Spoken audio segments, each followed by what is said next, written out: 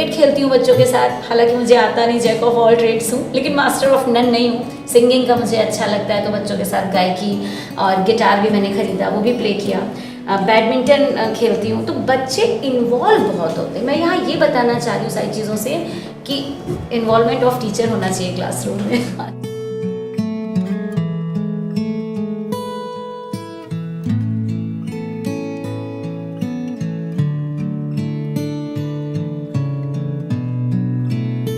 नमस्कार, आप सभी का एक बार फिर से स्वागत है।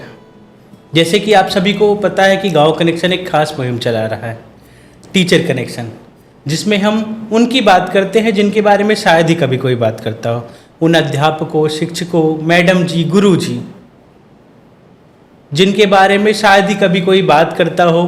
तो आज हमारे साथ एक ऐसी शख्सियत है जो शायद किसी परिचय की मोहताज ना हो, उनसे आपको रूबरू करवाते हैं। वो है स्नेहिल पांडे जी, जिन्हें कि राष्ट्रपति ने भी सम्मानित किया है, नेशनल अवार्डी हैं, मिशन शक्ति और कायाकल्प का चेहरा है। तो स्नेहिल जी, आपका बहुत बहुत स्वागत है। धन्यवाद दिवेंद्र जी, और धन्यवाद गांव कनेक्शन। तो स्नेहिल जी, जैसे कि मैंने बताया कि आप परिचय की मोहताज नहीं हैं, लेकिन मैं जानना चाहूँगा कि आपकी 10-11 साल की जर्नी है जो ये एक अध्यापन क्षेत्र में, तो मुझे बताइए कैसे आपकी शुरुआत हुई।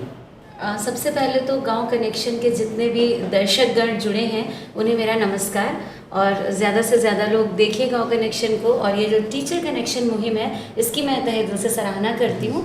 आपने सही कहा, जिनके बारे में कोई बात नहीं करता, जो नहीं जाने जा रहे समाज में, उस पर गांव कनेक्शन काम कर रहा है। तो ये बहुत बड़ी बात है, हम सभी शिक्षकों के लिए गर्व की बात है कि कोई ऐसा प्रयास कर रहा है कि शिक्षकों के किए गए कार्य हम सभी, आप सभी समाज के सामने आएँ।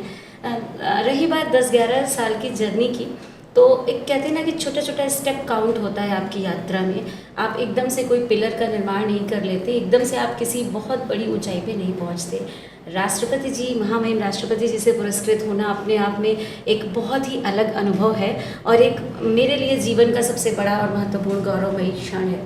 किसी भी प्रोफाइल में आप अगर प्रेसिडेंट अवार्ड से सम्मानित होते हैं तो वो उसको माना जाता है जेनिथ, पराकाष्ठा है आपके काम की। मुझे लगता है मैंने तिनके से शुरुआत की थी। पहले मैं रायबरेली जनपद में पोस्टेड थी। वहाँ पर मुझे एक ऐसा विद्यालय मिला जहाँ पर स्टाफ था, और जहाँ पे मेरे लिए करने के लिए ज़्यादा नहीं था कुछ, तो मैं सिर्फ सीख रही थी अपने काम को। उसके बाद जब मेरा उन्नाव जनपद में स्थानांतरण हुआ, वहाँ से मेरी जर्नी बिगिन हुई। मैंने अपनी माँ जी को कार्य करते देखा। मेरी माता जी भी बेसिक शिक्षा परिषद में ही जॉब करती थी, और जब मैंने उन्हें देखा पास से, जब मैं उन्नाव जनपद आ गई तो मैं उनको रीड करने लगी, उनको ऑब्जर्व करने लगी। देखती थी कि वो घर से कई बार लैया चना बना कर ले जा रही हैं, कई बार वो बच्चों के लिए कतरन कपड़े लेकर जा रही हैं, कई बार वो अचार लेकर जा रही हैं। तो बड़ी उत्कंठा होती थी जानने की कि मम्मी ऐसा क्या करती है। स्कूल में तो सब लोग एक बैग उठाते हैं और चले जाते हैं।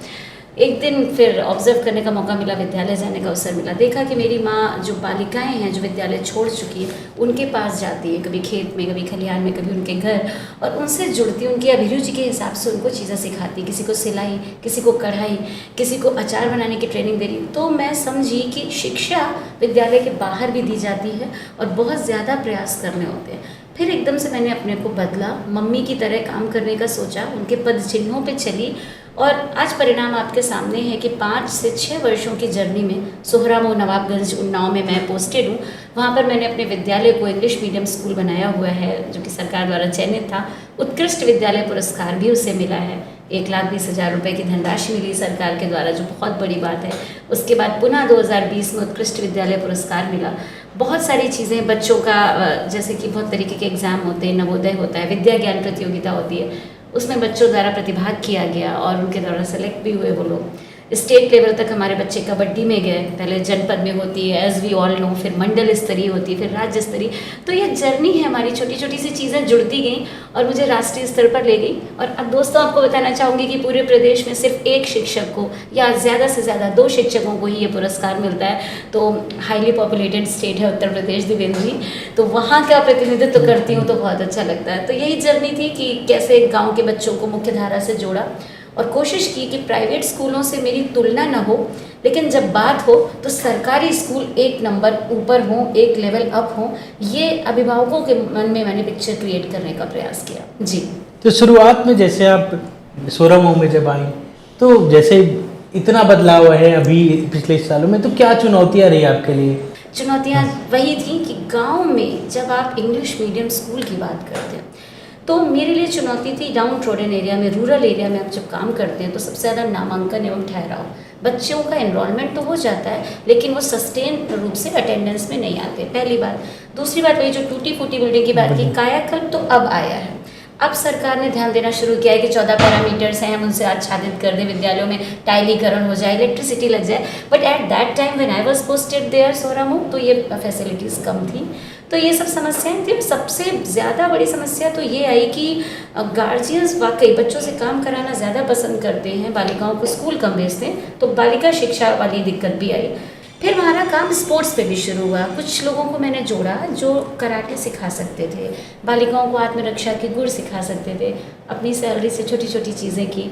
एक महिला अभिभावक को रखा जिनके बच्चे हमारे यहाँ पढ़ते थे। लोगों को बहुत कम ऐसा लगता होगा राष्ट्रपति पुरस्कार यूँ मिल गया, बड़े single efforts are counted in this journey. तो उसको मैं 1500, कभी 2000, कभी 1000 ऐसे ऑनरेरियम अपनी तरफ से देती थी। तो वो क्या करती थी, फाउंडेशनल लर्निंग, पढ़ी लिखी थी महाराष्ट्र बोर्ड से, तो बच्चों को तौर तरीके सिखाती थी, मैनर्स सिखाती थी। फिर मैंने एक व्यक्तिगत मुहिम स्टार्ट की, वो है साइकिल डिस्ट्रीब्यूशन। ये सब आप कहेंगे इसका क्या था रोल? इसका रोल था हमारे यहाँ नामांकन बढ़ा, एक समय तो जनपद में सबसे ज़्यादा हो गया था, highest enrolment in the Unnao district, 276 बच्चे हो गए, 3 शिक्षक हैं, मैं प्रधान शिक्षिका। तो क्या हुआ, साइकिल देना शुरू किया कि बालिकाओं का कैसे नामांकन बढ़े। तो जो लड़की सबसे दूर से आती थी, पैदल आती थी, उसके घर की भी वास्तविक स्थिति पता की, उसके घर में भी साइकिल ना हो, बहुत गरीब हो, तब हम उसे साइकिल भेंट करते थे। तो ये मुहिम रंग लाई। आज हमारे यहाँ बालिकाओं का नामांकन कंपैरेटिवली बालक ज़्यादा है। और जागरूकता रैलियाँ निकालना, गेस्ट फैकल्टी को बुलाना, जैसे हाईवे पे सिचुएटेड स्कूल है तो NHAI के ऑफिसर्स को बुला रहे हो, यातायात संबंधी चीज़ें बताएं। सामने थाना पुलिस स्टेशन है, मैडम लोगों को बुलाया जो वर्दी में आ रही। गांव का ही कोई व्यक्ति अच्छी पोस्ट पे है, जैसे वहाँ से कुछ IRS और IAS भी निकले, कभी मुलाकात हुई तो उनको भी सर आइए आधा घंटा समय दीजिए। तो ये सब इतनी वैरायटी ऑफ क्लासरूम प्रैक्टिसेस मेरे थ्रू हुई कि बच्चों को इंटरेस्ट आने लगा कि वो बायस्ड हो गए, स्कूल तो आना ही आना है, बाकी काम थोड़ा साइड में। और क्रिकेट खेलती हूँ बच्चों के साथ, हालांकि मुझे आता नहीं, जैक ऑफ ऑल ट्रेड्स हूँ, लेकिन मास्टर ऑफ नन नहीं हूँ। सिंगिंग का मुझे अच्छा लगता है, तो बच्चों के साथ गायकी, और गिटार भी मैंने खरीदा, वो भी प्ले किया। बैडमिंटन खेलती हूँ। तो बच्चे इन्वॉल्व बहुत होते हैं। मैं यहाँ ये बताना चाह रही हूँ सारी चीज़ों से कि इन्वॉल्वमेंट ऑफ टीचर होना चाहिए क्लासरूम में। तो जैसे ये तो अपनी आपने जर्नी बताई, लेकिन जब आपको राष्ट्रपति ने सम्मानित किया, आप नेशनल अवार्डी हैं, तो उसके बाद क्या बदलाव हुआ है? क्योंकि जब एक नाम जुड़ जाता है, इतना बड़ा सम्मान मिल जाता है, तो उम्मीदें भी लोगों की बढ़ जाती हैं। एक एंटरप्रेन्योरशिप एम्बेसडर का मुझे खिताब मिला, अवार्ड मिला इसके लिट के थ्रू। तो एंटरप्रेन्योरशिप, जैसा कि आप लोग समझते होंगे, आजीविका से संबंधित। तो जैसे कुछ बालिकाएं पढ़ाई छोड़ चुकी हैं, बड़ी हो गई, किशोरावस्था में है, तो उनको आप वो सिखा सकते हैं जिनमें उनका इंटरेस्ट है। सपोज दैट उन्हें पेंटिंग में या पॉटरी मेकिंग में या कठपुतली मेकिंग में, तो उसकी तरफ उन्हें थोड़ा बढ़ाना, पुश बैक करना, मेंटोरिंग जिसे कह सकते हैं, उस पर मैंने काम शुरू कर दिया, जो कि अभी तक मैं नहीं करती थी। फिर लाइब्रेरी को कॉन्सेप्ट मेरे यहाँ, जैसे मैंने एक सामुदायिक लाइब्रेरी ओपन की है, जिसमें जो आपके पास किताबें एक्स्ट्रा हो घर में, चाहे वो फटी चिथड़ा हो गई, उनको रख जाइए, और अगर वहाँ से आपको कोई कॉमिक बुक या स्टोरी बुक पसंद आ रही है तो ले जाइए। हम कोई हिसाब किताब नहीं करते उसका, जो मन हो लीजिए दीजिए। तो जॉय ऑफ शेयरिंग के तहत ये चल रहा है। मेंस्ट्रुअल हाइजीन पे मेरा काम स्टार्ट हुआ है। मैंने 6 से 7 हज़ार विमेन को एक अपराजिता संस्था से जुड़कर पैड्स डिस्ट्रीब्यूशन का काम शुरू किया है, जिससे महिलाएं जो है किशोरावस्था, एडोलेसेंस की जो लेडीज़ हैं, वो उसको यूज़ करें, गर्ल्स। तो ये मेरे काम चल रहा है। और अभी हाल ही में मुझे इन्हीं अच्छे कामों के लिए एक तरीके से एक गिफ्ट मिला है सरकार की तरफ से और यूनिसेफ की तरफ से, कि हम भारतीय डेलीगेशन बन के 27 मार्च को नीदरलैंड्स जा रहे हैं माननीय शिक्षा मंत्री जी के साथ में। तो मुझे बड़ी खुशी है कि मैं भारत का प्रतिनिधित्व करूंगी।